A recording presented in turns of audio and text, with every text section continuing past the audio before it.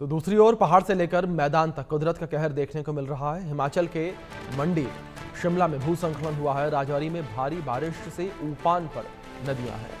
बिहार के आरा में गंगा में समा गए घर। यूपी के 17 जिलों में बारिश का अलर्ट जारी किया गया है।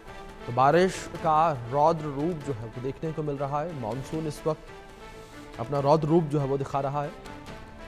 पहाड़ से लेकर मैदान तक कुदरत का कहर देखने को मिल रहा है। हिमाचल के मंडी शिमला में भूस्खलन देखने को मिला और राजौरी में भारी बारिश से नदियां उफान पर हैं। तो लगातार देश के अलग अलग हिस्सों से बारिश की वजह से ऐसी तस्वीरें जो है निकलकर सामने आ रही हैं, जहां पर स्थितियां जो है विपरीत होती हुई नजर आ रही हैं। और इसी कड़ी में हिमाचल के मंडी और शिमला में भूस्खलन हुआ। राजौरी में भारी बारिश से नदी उफान पर है। बिहार के आरा में गंगा में भी कई घर जो हैं समा गए हैं। तो यूपी के 17 जिलों में बारिश का अलर्ट जारी किया गया है। नदियां उफान पर है। नदियों के किनारे बसे हुए गांवों में लगातार कटान जो है वो देखने को मिल रहा है। नदी जिस तरीके से लगातार उफान पर चल रही है, उस वजह से कई जगहों पर कटान जो है वो देखने को मिल रहा है। नदियां जो है किनारों को काटती हुई आगे बढ़ रही हैं। तो दूसरी ओर कई रास्ते जो हैं वो नदी में समा गए हैं और जगह जगह पर जल जमाव की समस्या देखने को मिल रही है। तो बारिश की वजह से जगह जगह पर जल जमाव की समस्या जो है वो देखने को मिल रही है और जगह जगह पर जल भराव की समस्या जो है वो भी देखने को मिल रही है। तो लगातार बारिश को लेकर अलर्ट जारी किया गया है।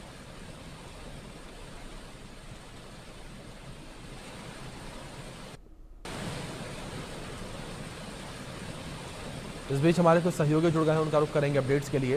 रांची से हमारे सहयोगी मनीष मेहता जुड़ गए हैं। शिमला से हमारे सहयोगी कामेश्वर जुड़े हैं। तो वहीं दूसरी ओर प्रशांत हमारे सहयोगी राजस्थान जयपुर से जुड़े हैं। कामेश्वर, सबसे पहले मैं आपका रुख करना चाहूंगा, अगर बात हिमाचल प्रदेश को लेकर की जाए, इस वक्त क्या स्थिति हिमाचल प्रदेश में बनी हुई नजर आ रही है? क्योंकि कई जिलों को लेकर हिमाचल प्रदेश में अलर्ट जारी किया गया है और पिछले दिन भी हिमाचल प्रदेश में कई जगहों पर लैंडस्लाइड जो है वो देखने को मिली।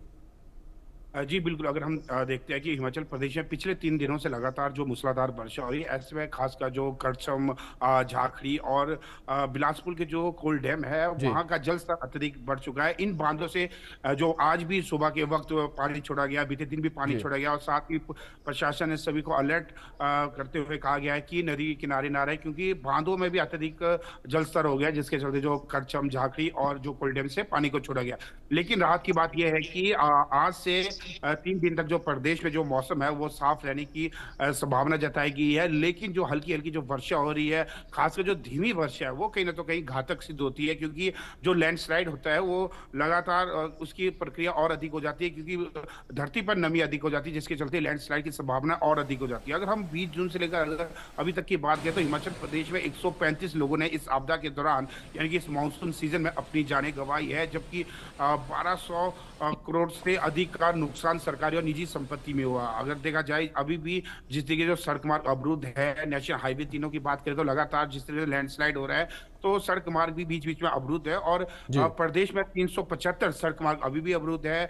326 जो बिजली के ट्रांसफार्मर बंद है, जिसके चलते लोगों को भारी परेशानियों का सामना करना पड़ रहा है। और प्रदेश में जिस तरीके से जो अभी भी लगातार जो आपदा हो रही है, जिसके चलते किसान और बागवानों को ये चिंता सता रही है कि वो अपनी सब्जी और फल मंडियों तो कैसे पहुंचाए, क्योंकि हिमाचल प्रदेश में 70% से अधिक किसान और बागवान है। ऐसे में जो सेब मंडियों पर पहुंचाने के लिए कहीं ना तो कहीं समस्या हो रही है। क्योंकि अगर हम सिराज विधानसभा की बात करें तो उस जो कि 30 जून को वहां पर बादल फटे थे, अभी भी लगभग 14 से अधिक सड़क मार्ग ऐसे है जो है अभी तक बहाल नहीं किया गया है। बिल्कुल कामेश्वर, बिल्कुल ठीक है आपने। जिस तरीके से स्थितियां लगातार विपरीत देखने को मिल रही हैं, इस वजह से रेस्क्यू करने में भी तमाम परेशानियां जो है वो देखने को मिल रही हैं।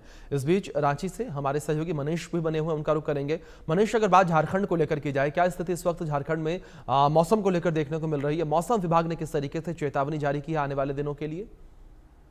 देखिए अभिषेक, अगर आप मौसम की बात करें तो राजधानी रांची में, जैसा कि आप अभी देख सकते हैं, सुबह के 8:30 के वक्त हो रहा है और यहाँ पे एकदम तेज धूप आपको नजर आ रही है। लेकिन ये धूप कितने देर तक रहेगी ये कहना बहुत ही मुश्किल है, क्योंकि यहाँ पर जैसे अभी धूप है और थोड़ी देर के बाद आप देखेंगे यहाँ काफी तेज बारिश हो रही है। तो इस तरह का मौसम झारखंड के अलग अलग हिस्सों में भी देखने को मिल रहा है। लेकिन इस बीच मौसम विभाग ने बहुत ही इंपॉर्टेंट अलर्ट जारी किया है, जिसमें झारखंड के 6 जिले को लेकर के कि 24 और 25 जुलाई को इन 6 जिलों में ऑरेंज अलर्ट जारी किया गया है, जिसमें से कोल्हान और संथाल परगना की ये 6 जिले जी। हैं। साथ ही साथ 13 जिलों के लिए येलो अलर्ट जारी किया गया है। यानी कल का और परसों का जो दिन है ये काफी भारी पड़ने वाला है झारखंड में अगर देखा जाए तो। और मौसम विभाग का साफ मानना है कि चाहे कोल्हान जहाँ पे, चाहे वो पूर्वी सिंहभूम जमशेदपुर की बात करें, चाईबासा की बात करें, जहां पर हमने देखा था कि रेस्क्यू ऑपरेशन तक चलाना पड़ गया था। दूसरी तरफ संथाल परगना, जहां पर आप कह सकते हैं कि बड़ी संख्या में शिव भक्त जो है वो दर्शन करने के लिए लगातार वहां पर पहुंच रहे हैं, कांवरिया पहुंच रहे हैं। और इस दरमियान हमने देखा था वो भी तस्वीर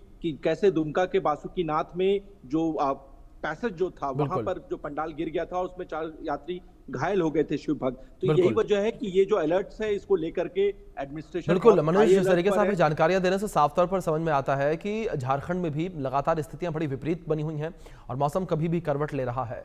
प्रशांत हमारे सहयोगी जयपुर से बने उनका रुख करेंगे। प्रशांत, राजस्थान को लेकर बात करें, राजस्थान के भी कई हिस्सों से, कई जिलों से ऐसी तस्वीरें निकलकर सामने आ रही हैं जहां पर बाढ़ जैसी स्थिति बनी हुई नजर आ रही है। आने वाले दिनों के लिए मौसम विभाग क्या कुछ कह रहा है? ये बिल्कुल, देखिए जिस तरीके से जो कहे कि राजस्थान में हर जिले में लगभग पिछले दिनों हर जिले में बारिश का दौर लगातार जारी था।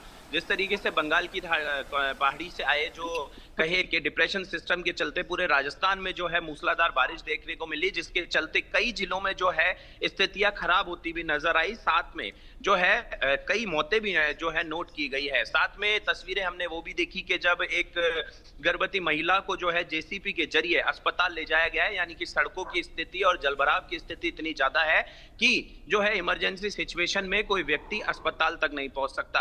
अगर बात करूं मैं मौसम विभाग की, तो मौसम विभाग ने आज जो है 17 जिलों में जो है अलर्ट जारी किया है। राजस्थान प्रदेश के 2 जिले यानी कि सीकर और झुंझुनू में जो है ऑरेंज अलर्ट जारी किया गया है, तो वहीं अन्य 15 जिले जिसमें सवाई माधोपुर, अलवर, जयपुर, कोटा सहित कई अन्य जिलों में जो है येलो अलर्ट जारी किया गया है। और जो बारिश की जो है संभावना मौसम विभाग ने जताई है, जिसको देखते हुए लगातार जिस तरीके से पिछले दिनों स्थितियां बिगड़ी, खुद जो मंत्री है, जो क्षेत्र के विधायक है, वो ग्राउंड जीरो पे जाकर जो है उन्होंने मौके का मुआयना लिया है। उसके बाद में अब जो है मौसम विभाग लगातार चेतावनी दे रहा है, तो कहीं ना कहीं कहे कि प्रशासन भी अलर्ट मोड में आया है और जहां पर जो है जल निकास की स्थितियां खराब हुई थी वहां पर सुधारने का भी प्रयास किया गया है। जी कामेश्वर, मैं आपका रुख करूंगा। और बात अगर हिमाचल प्रदेश को लेकर की जाए, जिस तरीके से लगातार हिमाचल प्रदेश में विपरीत परिस्थितियां देखने को मिल रही हैं, इन परिस्थितियों के बीच जो प्रदेश सरकार है वो किस तरीके से लोगों तक राहत बचाव पहुंचा रही है?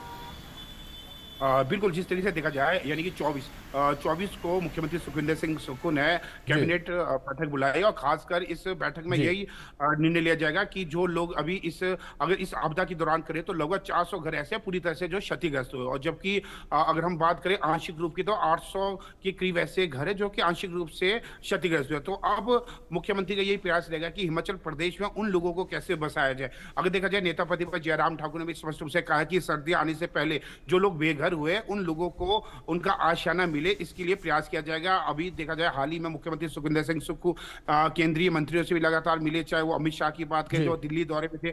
अब कल जो कैबिनेट बुलाई जा रही है, इसमें कैसे इन जो बेघर लोग हैं उन्हें कैसे बचाया जाए। अगर देखा जाए, 2 वर्ष पहले हिमाचल प्रदेश में अत्यधिक आपदा आई, लगभग 12,000 करोड़ से अधिक का नुकसान हिमाचल प्रदेश को हुआ। तो मुख्यमंत्री सुखविंदर सिंह सुक्खू ने प्रदेश में स्वयं यानी कि 4500 करोड़ का जो रिलीफ खुद स्वयं तैयार किया था। और ऐसे में ये देखा जाएगा अब किन किन चीजों में कटौती की जाएगी जिससे जो आपदा में बेघर लोग हैं उन्हें कैसे बचाया जाए।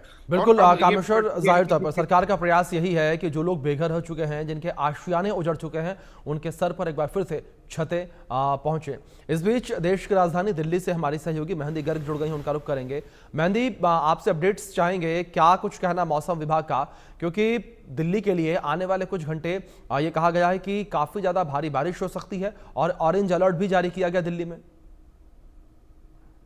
बिल्कुल अभिषेक, देखिए फिलहाल मैं सेंट्रल दिल्ली में मौजूद हूँ और यहाँ पर तेज बारिश फिलहाल देखी जा रही है। और सेंट्रल दिल्ली की ही नहीं, दिल्ली के बहुत से इलाकों में, दिल्ली एनसीआर में पूरे में बारिश के फिलहाल माहौल बना हुआ है। मौसम और जो है लगातार करवट बदलता हुआ नजर आ रहा है। हालांकि आईएमडी की तरफ से अब ऑरेंज अलर्ट जारी कर दिया गया है। और बेशक जिस तरीके से भी आपने कहा कि आने वाले कुछ घंटे जो है वो दिल्ली के लिए, राजधानी के लिए काफी मुश्किल भरे रह सकते हैं, क्योंकि इतिहास गवाह है कि जब जब दिल्ली में तेज बारिश होती है तब तक भराव जैसी स्थितियां बन जाती है। ट्रैफिक जाम की वजह से लोग बहुत ज्यादा परेशान हो जाते हैं। अभी फिलहाल 8:42 हुए हैं, 8:45 का समय है। लोग अपने ऑफिस के लिए घरों से निकलना शुरू होंगे और जैसे अभी फिलहाल तेज बारिश हो रही है तो एक्सपेक्टेड है कि भारी जाम से लोगों को जूझना पड़ सकता है, क्योंकि फिलहाल सेंट्रल दिल्ली का जो इलाका है वहां पर झमाझम बारिश हो रही है, जहां एक तरफ लोगों को ह्यूमिडिटी से और जो चिपचिपी गर्मी थी उससे राहत मिली है, तो वहीं दूसरी तरफ दिल्ली वालों के लिए ये तेज बारिश जहां एक तरफ राहत लेकर आती है तो वहीं दूसरी तरफ आफत भी लेकर आती है, क्योंकि दिल्ली के कुछ ऐसे इलाके हैं जहां पर जलभराव हो जाता है, जो